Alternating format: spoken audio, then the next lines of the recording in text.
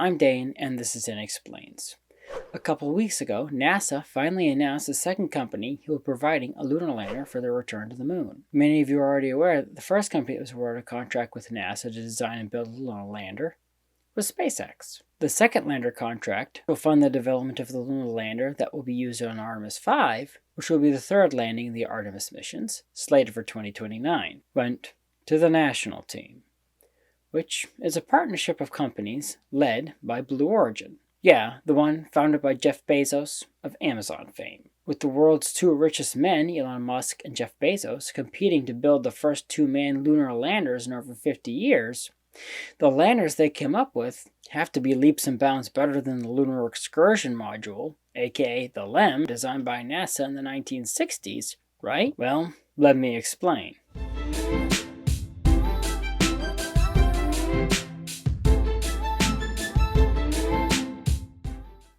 Before we go into the specifics between the new landers for the Artemis program, I'm going to quickly go over the vehicle the Apollo astronauts used to land on the moon to contrast between the new and the old lander requirements. Back in the 60s and 70s during NASA's Apollo program, astronauts used a vehicle called the LEM to land and take off from the moon. It had a simple yet very complicated task: get astronauts from lunar orbit to the surface and back. The interior was small, barely big enough to fit both astronauts, similar to tying two phone booths together, if we're old enough to remember what those were like. None of that was a big deal because no one was going to be spending more than a few days in the thing. The new lunar landers being developed by SpaceX and Blue Origin will need a lot more space, not only because they will have larger crews of 4 compared to the LEM's 2, but the astronauts will be staying inside the vehicle for much longer. Also, astronauts will need to be able to work inside the vehicle and outside at the same time. So, unlike the LEM, the new landers will have airlocks so astronauts can enter and exit the craft without having to depressurize the whole cabin. Unlike the LEM, which was launched and delivered to the moon using the same Saturn V rocket that the astronauts were launched on, the new landers will be launched by rockets designed and built by the companies that are building the landers. For SpaceX, that's the Starship Super Heavy, and for Blue Origin, that's the New Glenn rocket. The landers will have to travel to the moon unmanned. There will be a refueling step in Earth orbit for Starship and in lunar orbit for Blue Moon, before meeting up with the Orion module that carried the astronauts to the moon. In order to make things as light as possible, the LEM used 2 engines, one for the descent and one for the ascent, since the LEM left all of its gear and stuff on the ground. And oh, just on a side note here, when I refer to SpaceX's lander as Starship, I'm only talking about the Starship HLS, or Human Landing System.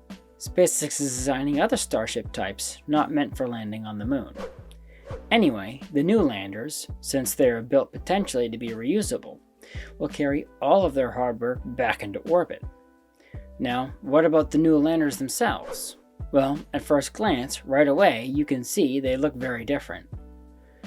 The Blue Moon lander on the right looks like the LEM's big brother, and the SpaceX Starship on the left looks like something out of a Flash Gordon movie. Besides that, the biggest noticeable difference is the size. Look at the astronauts in these renders.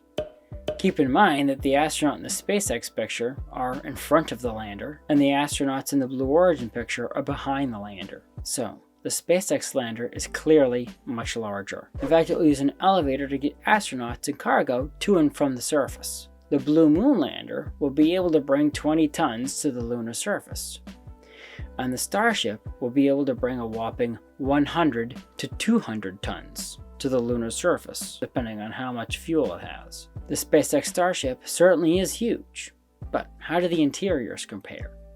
Well, Blue Origin hasn't released the details about their Blue Moon lander, but we can deduce quite a bit from the provided render. Blue Origin said that the lander will be launched by their New Glenn rocket, and will be 16 meters tall. The crew compartment is clearly 1 story. If we measure in the pic, we can see that the crew cabin is about 6 meters wide, plus some extra stuff on the outside. So yeah, that fits inside the New Glenn's 7-meter fairing. Accounting for the walls, let's take another meter off its interior. So a living space that's 5 meters in diameter, or 16 feet in diameter. There will also be space taken up by the airlock, and they have yet to reveal any details on that, but I'm almost certain that it'll be at least a square meter. So the total living area will be around 18 square meters or 200 square feet. That's a bit like a small lake cabin. A bit tight for 4 people, but doable and certainly a big upgrade from the LEM. What about Starship? Well, we have some additional info since the development has been public for a while now. In a recent Q&A, Nick Cummings, who works for SpaceX, said the lunar lander version of Starship will have 3 floors, although they will only need 1 for the initial Artemis missions. Below those floors, there will be a garage which contains 3 airlocks, each one with the space of SpaceX's current Dragon capsule. Starship is 9 meters wide. That's 32 feet, minus a meter for the walls and whatnot.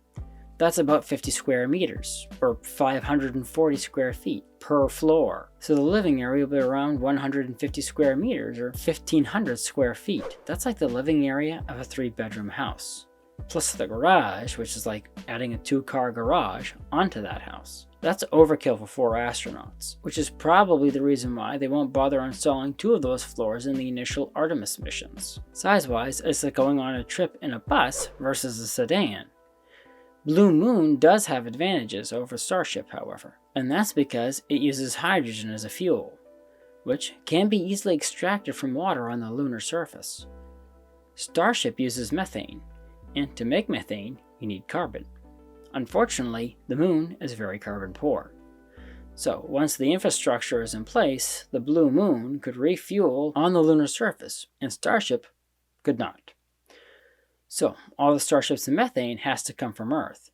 Although with how cheap SpaceX claims it will be to launch Starships, that might not matter much. Thank you for watching. If you like this video, please press the like button.